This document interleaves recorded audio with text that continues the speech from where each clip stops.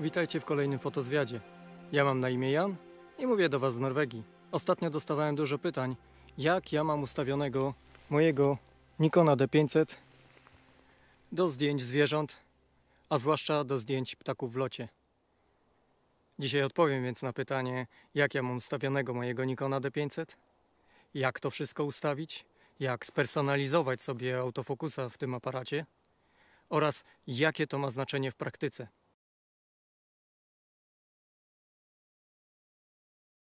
Aparat powinien być ustawiony w trybie autofokusa ciągłego, czyli ten przycisk powinien być przesunięty z opcji M manual na AF autofocus.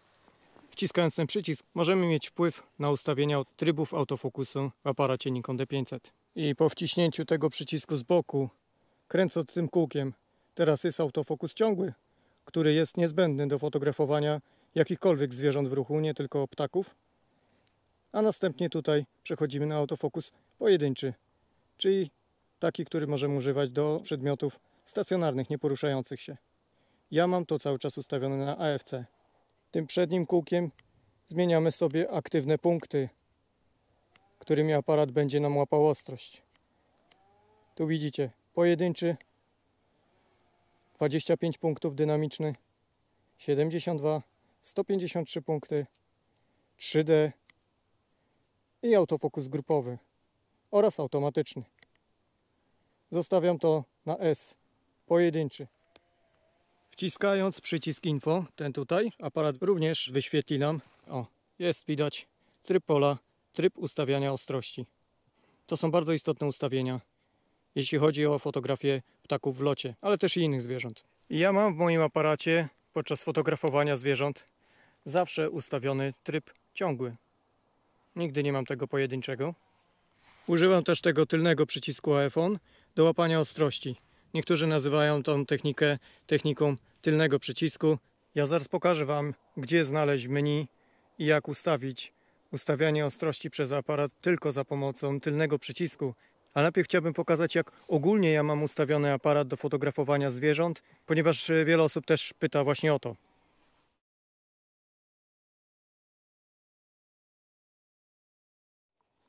Wybieramy menu ustawień osobistych, autofokus, klikamy. I teraz mam tak, priorytet w trybie AFC, czyli w tym autofokusie ciągłym. Spust migawki. Nie wybieram ani ostrość plus spust migawki, ani spust migawki ostrość, ani też ostrość.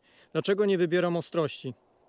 Nie wybieram tej ostrości, ponieważ to mi spowalnia pracę autofokusa oraz dlatego, że aparat bardzo często, jeśli fotografujemy w serii, nie robi zdjęć, ponieważ uznaje, że to zdjęcie jest nieostre, to ja tego zdjęcia nie robię. Dlatego ustawiamy spust migawki w trybie autofokusu ciągłego i to się najlepiej sprawdza. Oczywiście nie wszystkie zdjęcia zrobione w ten sposób będą ostre, ale jednak mamy większą szansę, że po prostu będziemy mieli te zdjęcia. Teraz przechodzę na priorytet w trybie AFS, czyli w tym pojedynczym. I tutaj interesuje mnie ostrość. Blokada śledzenia ostrości. Do tego tematu wrócę później, bo to wymaga trochę więcej objaśnienia. Wykrywanie twarzy zostawiłem włączone. Obszar śledzenia nic nie zmieniałem. Liczba pól 55. Ja nie mam ustawionego zapisu według orientacji. Włączenie AF. To jest właśnie bardzo ważny punkt związany z ustawieniem przycisku AF-on i używaniem techniki tylnego przycisku. Jak widzicie, u mnie włączenie AF jest w pozycji OFF. Teraz chciałbym Wam pokazać, jak ustawić aktywowanie działania autofokusa za pomocą tego przycisku AF-on, a później wyjaśnię Wam, dlaczego ja mam tak ustawione i jakie to ma znaczenie.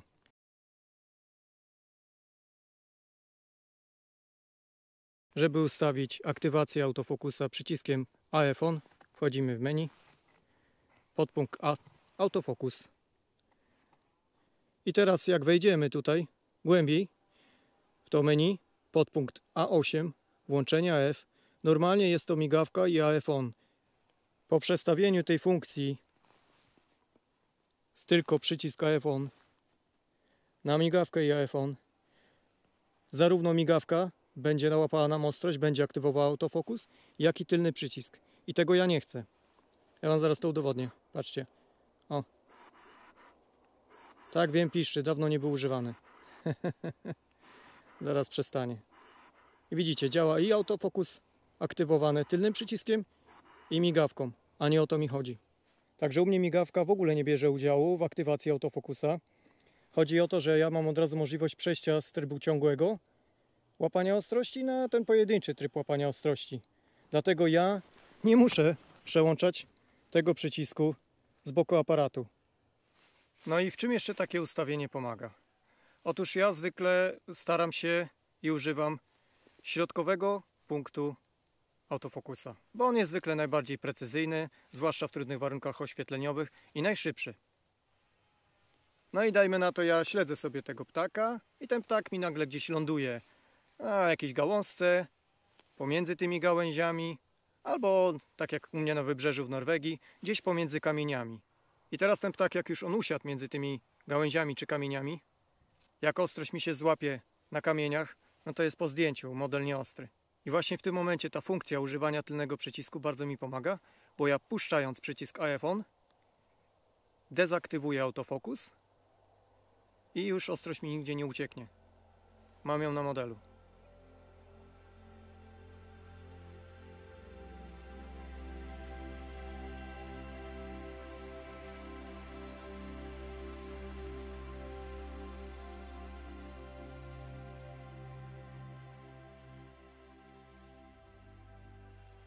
I największy problem pojawia się wtedy, kiedy jest jakaś akcja.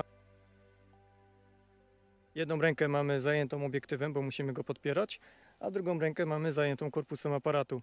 No i nie mamy możliwości, żeby tutaj naciskać ten przycisk i sobie zmieniać kółkiem tryby działania autofokusa na taki, który akurat jest nam potrzebny. I co wtedy zrobić? No właśnie, trzeba mieć spersonalizowany aparat. Trzeba przypisać odpowiednie tryby do odpowiednich przycisków. I ta właśnie możliwość personalizacji jest moim zdaniem jedną z największych zalet Nikona D500. A jak taką personalizację przeprowadzić? Zaraz wam pokażę. Musimy ponownie wejść w menu. Wybieramy punkt F, elementy sterujące. Podpunkt F1, osobisty przydział sterowania. Klikamy i pokazuje nam się takie coś. Ja pod przyciskiem podglądu nic nie zmieniałem. Tak samo pod kółkami nic nie zmieniałem, ale zmieniłem sobie ustawienie przycisku FN1. Pod tym przyciskiem mam przypisany autofokus grupowy. Przycisk FN1 znajduje się w przedniej części aparatu, tutaj. I wtedy po wciśnięciu tego przycisku FN1 z przodu aparatu zmieni mi się, zaraz wam pokażę, mój wstępnie ustawiony pojedynczy punkt autofokusa. On zmieni mi się na grupowy. Zaraz pokażę wam, jak to wygląda w wizjerze.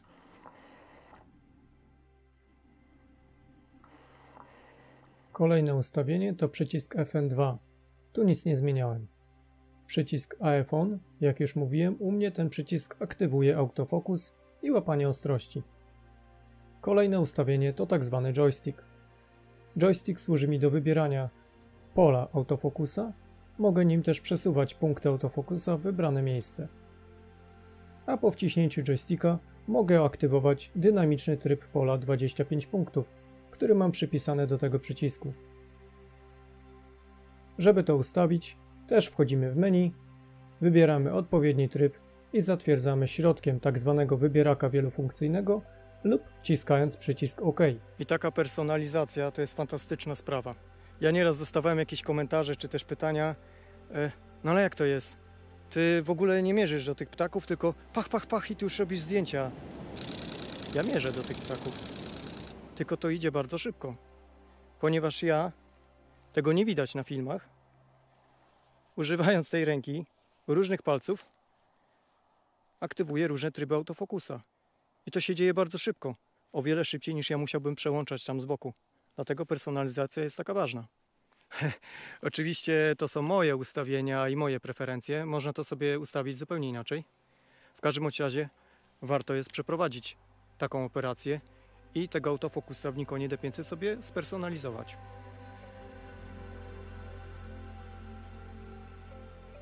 Jakiś czas temu nagrałem materiał, który przed chwilą zobaczyliście. Zabrałem się za jego montaż, no i zauważyłem, że pewnych rzeczy nie dopowiedziałem, więc mam zamiar teraz zrobić małe podsumowanie i uzupełnić materiał, który nagrałem, o informacje, których po prostu zabrakło. Najpierw chciałbym wrócić do tego, co daje mi odłączenie uruchomienia autofokusa migawką i przejście na technikę tylnego przycisku. Zastosowanie tej techniki daje mi więcej kontroli. Przykładowo, ptak, o którym wspominałem, śledziłem go gdzieś tam, siedzi sobie między kamieniami i jest bardzo duże prawdopodobieństwo, że jak ja nacisnę migawkę, to aparat zacznie ponownie łapać mi ostrość i on tą ostrość, którą miał wcześniej, na przykład ustawiłem sobie ręcznie, ja sobie ustawiłem, naciskam migawkę, żeby zrobić zdjęcie i co aparat mi robi? Zmienia mi ostrość, zaczyna szukać, walczyć, a obiekt na przykład ucieka. W momencie, kiedy ja stosuję technikę tylnego przycisku, ten problem znika, ponieważ ja, puszczając palec, dezaktywuję autofokus i już migawka nie uruchamia mi ponownie tego autofokusa. Ten proces ustawiania ostrości nie aktywuje się na nowo. Tak samo w sytuacji, gdy ten stacjonarny obiekt, on tam sobie gdzieś siedzi, no i nagle to zwierzę, ptak powiedzmy, zdecyduje się, że on zmienia miejsce, zaczyna się poruszać i na przykład decyduje się, że on sobie gdzieś poleci. Dzięki zastosowaniu techniki tylnego przycisku oraz dzięki temu, że ja mam tutaj spersonalizowane wszystkie przyciski, mogę szybko przejść z tego autofokusa pojedynczego na ciągły i tu szybko palcami mogę sobie wybrać odpowiedni tryb, który będzie mi pasował. Nie wiem, chcę dynamiczny, to wybieram sobie dynamiczny, tak jak Wam mówiłem, joystickiem. Chcę grupowy, to z przodu tutaj naciskam sobie, wybieram sobie grupowy. Minusem techniki tylnego przycisku jest to, że trzeba się po prostu trochę przyzwyczaić do tego i na początku, jak ktoś jest bardzo przyzwyczajony do używania migawki, to będzie mu się trudno przestawić na ten tylny przycisk, ale to przychodzi z czasem i to naprawdę jest bardzo poręczne. Problem może być dla osób o trochę mniejszych dłoniach, krótszych palcach, żeby tu tak operować. Długotrwałe użytkowanie może powodować ból kciuka. A i jeszcze jedna rzecz, tu już związana z rekompozycją. W Nikonie punkt ostrości jest powiązany z punktem pomiaru światła. Jeżeli, dajmy na to, ja skieruję ten środkowy punkt ostrości na mój przedmiot i ta scena jest dosyć kontrastowa, ja dokonuję rekompozycji i nagle ten punkt ostrości, który jest jednocześnie punktem pomiaru światła, trafi na jakiś dużo jaśniejszy czy też dużo ciemniejszy element tła, to może spowodować zmianę naświetlenia kadru. Dlatego ja mam zwykle ustawiony matrycowy pomiar światła. Fotografuję też w formacie RAW.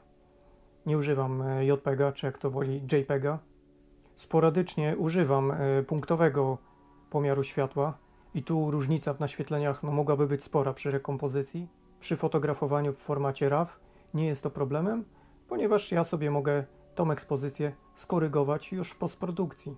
Bardzo często ja też mam ustawioną celowo ujemną kompensację ekspozycji, ponieważ wolę zdjęcie nie doświetlić i ochronić światła i następnie w postprodukcji wyciągnąć to sobie wszystko ładnie, niż wypalić światła i potem już w postprodukcji tych świateł nie odzyskamy. Jeżeli wypalimy światła na zdjęciu, no to po prostu tam będzie czysta biel, nie będzie żadnych informacji i już nic z tym nie zrobimy. Z fotografii cyfrowej z cieni wyciągniemy jeszcze bardzo dużo. Wracając do tylnego przycisku, można też zrobić odwrotne ustawienia i zamiast ustawienia takiego, że ten przycisk AF ON aktywuje nam autofokus, możemy ustawić tak, żeby przycisk AF ON blokował nam ustawianie ostrości, tak jak jest w Nikonie D780. Przycisk AFL, który służy do blokowania łapania ostrości. I jeszcze jest jedna sprawa. Jeśli chodzi o blokowanie ekspozycji, to też można sobie tutaj ustawić w Nikonie D500, pomimo tego, że ten aparat nie posiada przycisku AFL czy też AFE, można ustawić tak, że po wciśnięciu migawki do połowy ekspozycja zostaje zablokowana i wtedy nie będzie tego problemu, o którym mówiłem, że podczas rekompozycji zmienia nam się naświetlanie sceny. W każdym razie, jeśli chodzi o technikę tylnego przycisku, to nie jest tak, że każdy musi ją stosować. Każdy z fotografujących może zdecydować, czy jemu ta technika odpowiada, czy też nie. Można właśnie też zrobić tą drugą metodę, czyli używać przycisku AF ON do blokowania łapania ostrości. Można też stosować te dwie opcje naprzemiennie, w zależności od sytuacji zdjęciowej, jaka nas zastaje. Podczas nagrywania materiału, który właśnie montuję, jakiś facet w tle ciągle hałasował mi piłą spalinową, nie wiem, ciął tam jakieś drzewa, karczował las, nie wiem co on tam robi, w każdym bądź razie strasznie mnie rozpraszał i zapomniałem wspomnieć o jednym dość istotnym ustawieniu. Mam na myśli blokadę ustawienia ostrości. Teraz chciałbym troszeczkę o tym opowiedzieć.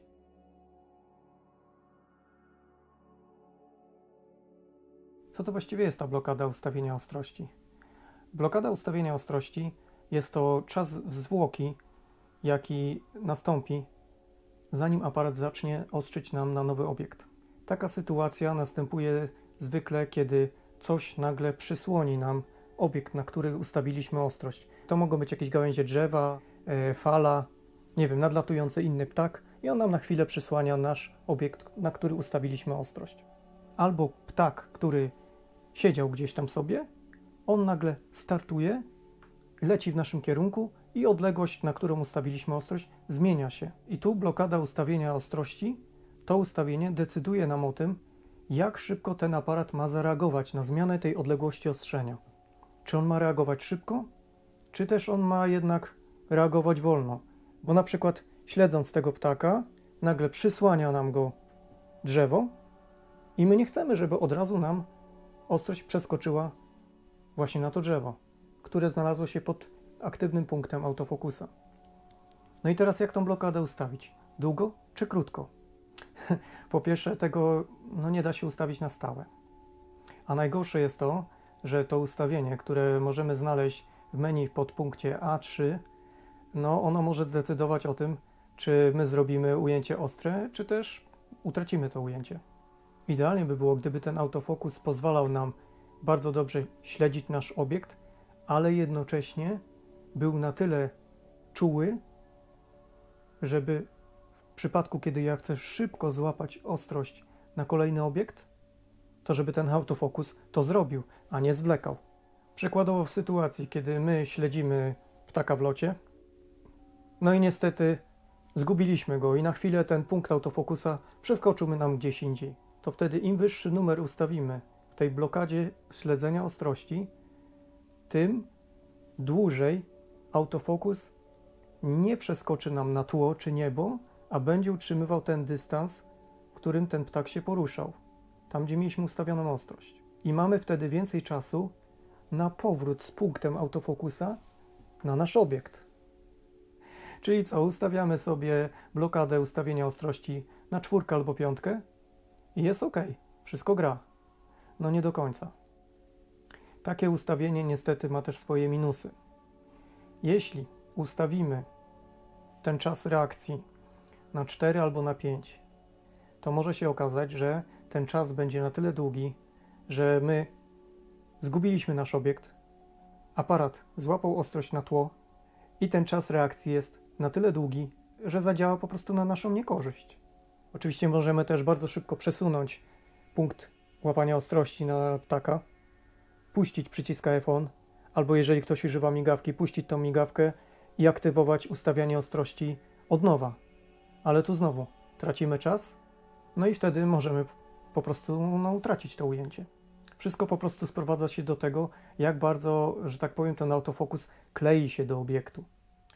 Jeśli w miejscu, gdzie fotografujemy, jest dużo jakichś przeszkód, jakichś obiektów przeszkadzających nam śledzić ten nasz cel, to wtedy ten wydłużony czas reakcji będzie oczywiście lepszym wyborem. Są też sytuacje, gdzie utrzymywanie tego punktu AF na obiekcie jest bardzo utrudnione. Na przykład na wyspie Rundę obserwowałem maskonury, które startowały sobie z klifu i leciały w kierunku morza. Obserwowałem, kiedy ptak będzie szykował się do startu i starałem się śledzić pojedynczego osobnika. Ale miałem bardzo duży problem z utrzymaniem tego punktu autofokusa na tych bardzo szybkich i małych ptakach. Dodatkowo sprawę utrudniały ptaki, które powracały z morza, leciały w przeciwnym kierunku i przecinały bardzo często tor lotu śledzonego właśnie przeze mnie osobnika. To są naprawdę bardzo duże ilości ptaków, no i wtedy często dochodzi do sytuacji takiej, że jeden ptak zasłania po prostu drugiego. Do tego jeszcze akurat tego dnia był dosyć silny wiatr i wiatr mi szarpał obiektywem i to tym bardziej jeszcze utrudniało mi trzymanie tego punktu autofokusa na śledzonym ptaku. Ja zwykle nie mam większych problemów ze śledzeniem obiektów za pomocą mojego aparatu i zazwyczaj mam tą blokadę ustawienia ostrości ustawioną dość krótko. Ale w tym akurat przypadku okazało się, że to jest bardzo zły wybór, bo w tej sytuacji przez ten krótki czas reakcji, tej blokady ustawienia ostrości, miałem praktycznie same nieostre ujęcia, albo ta ostrość była gdzieś indziej, ale nie na tym ptaku, którego ja śledziłem. I wtedy przestawienie blokady śledzenia ostrości na wydłużoną okazało się być kluczową rzeczą, żeby mieć ostre ujęcia. W momencie, kiedy ja przestawiłem się z poziomu 2 na 4, nagle okazało się, że ja mam dużo więcej trafionych ujęć.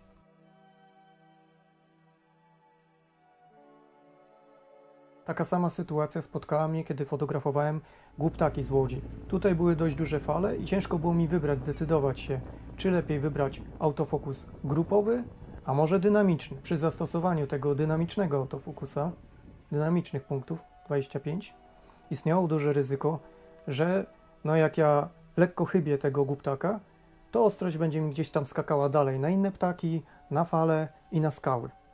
Lepszym wyborem w takiej sytuacji może być autofokus grupowy, ale tutaj istniało inne ryzyko, że ten autofokus grupowy będzie mi łapał fale, które znajdowały się przed głuptakami. Wypróbowałem więc sobie jedną i drugą metodę i tu właśnie pomaga personalizacja, o której mówiłem, czyli szybkie przełączanie się z autofokusa grupowego na dynamiczny, czy też pojedynczy. No i ja ostatecznie zdecydowałem się, że użyję autofokusa grupowego.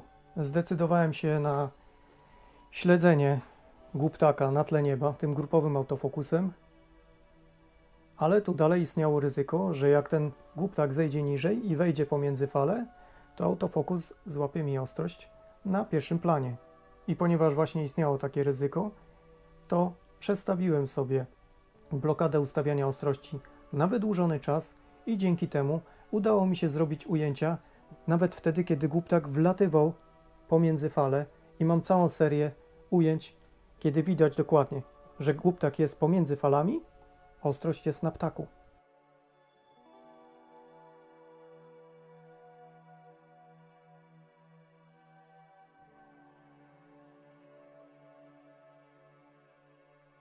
Ale to było w tej sytuacji.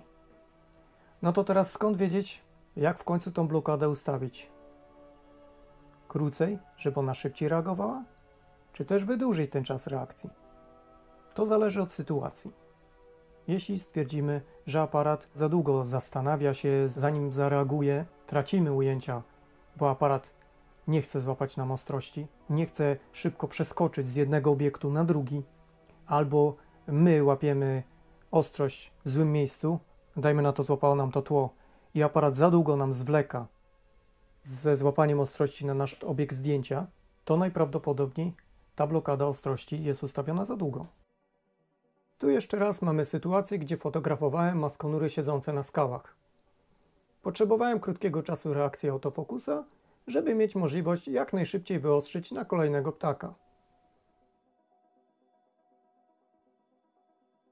Co jakiś czas pojawiały się też nadlatujące inne ptaki. Pojawiały się w kadrze nagle. Z racji tego, że ptaki te hamowały lądując, leciały już dużo wolniej. W związku z tym nie miałem problemów z utrzymaniem celu pod aktywnym punktem autofokusa. Dlatego tu potrzebowałem skrócić czas reakcji blokady ostrości, żeby szybko złapać kolejnego lądującego maskonura. Również w przypadku fotografowania dużych ptaków, gdzie łatwiej jest nam śledzić obiekt i gdzie nic nam tego celu nie zasłania, można stosować krótszy czas reakcji blokady ostrości. To samo dotyczy modeli stacjonarnych, które jednak w każdej chwili mogą się poruszyć i przemieścić.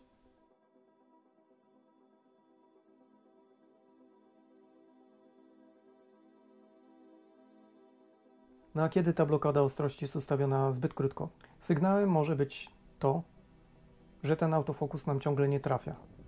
Tak jak w mojej sytuacji z maskonurami. Mamy problem ze śledzeniem tego małego, szybkiego obiektu. Wtedy lepiej jest ustawić wydłużony czas reakcji tej blokady ostrości. Tak samo w sytuacji, kiedy ostrość skacze nam na jakieś obiekty, które właśnie zaczynają przysłaniać nam ten obiekt, na który ustawiliśmy ostrość, tego naszego modela. Mnie na przykład spotkała taka sytuacja całkiem niedawno. Siedziałem sobie w czatowni i orzeł przedni, który chwilę wcześniej siedział na przynęcie, odleciał i usiadł na pobliskim drzewie. I ja, żeby nie łapać tła za ptakiem, zdecydowałem się, że wybiorę autofokus grupowy. Ale zapomniałem, że akurat w tym momencie miałem ustawiony krótki czas reakcji tej blokady ustawienia ostrości. No jaki był efekt? Cała seria nieostrych zdjęć. Ponieważ ten autofokus grupowy w momencie, kiedy orzeł wystartował i zaczął lecieć pomiędzy drzewami, autofokus grupowy złapał mi ostrość na te drzewa. Dlatego to ustawienie blokady ostrości jest zależne od sytuacji zdjęciowej, w jakiej się znajdujemy. Jest to też zależne od naszej umiejętności śledzenia tego obiektu. Jak dobrze my potrafimy utrzymać ten punkt ostrości na naszym obiekcie. Czy ten obiekt nam nie ucieka spod tego głównego punktu, pod którym powinien się znaleźć. Bo jeśli taka sytuacja nastąpi, no to aparat złapie nam ostrość na coś innego. Jeśli aparat gdzieś nam skacze z ostrością, mamy problem ze śledzeniem obiektu, możemy ustawić tą blokadę na wydłużony czas. Jeśli natomiast mamy na przykład pierwszy plan czysty, nie ma żadnych obiektów, które nam będą przeszkadzać, przysłaniać naszego modela, albo widzimy, że ten autofokus za wolno nam reaguje, wtedy możemy ustawić skrócony czas reakcji blokady śledzenia ostrości. W moim Nikonie D500 zazwyczaj tą blokadę mam ustawioną na poziomie 2. I tak jak wcześniej powiedziałem, zmieniam to ustawienie w zależności od moich potrzeb. W ustawieniach autofokusa w Nikonie D500 jest jeszcze jeden punkt. Możemy wybrać rodzaj ruchu, z jakim porusza się nasz śledzony obiekt. I tutaj mamy opcję ruch zmienny lub stały. Ja zazwyczaj mam to ustawione po środku. Chciałbym tylko jeszcze raz powtórzyć, że te wszystkie ustawienia, o których właśnie wspominałem, to nie są rzeczy uniwersalne. I to nie są rzeczy, które pasują do każdej sytuacji. Sytuacja się zmienia, korygujemy. No nie zawsze jest to możliwe. Ale jeśli jest to możliwe, trzeba pamiętać, żeby tą funkcję blokady ustawienia ostrości dopasować do sytuacji. Bo jeśli zapomnimy o tym bardzo ważnym ustawieniu, tak jak mi się to czasami zdarza, no to niestety może to nas kosztować po prostu ujęcia, których nie zrobimy, bo aparat nie zdąży złapać ostrości. To chyba wszystko, co mógłbym Wam powiedzieć na temat personalizacji Nikona D500, na temat ustawień autofokusa, które ja mam. Mam nadzieję, że komuś ta wiedza się przyda i ten film będzie pomocny. Na dzisiaj to wszystko, a my zobaczymy się niebawem w kolejnym odcinku Fotozwiadu. Do zobaczenia, cześć!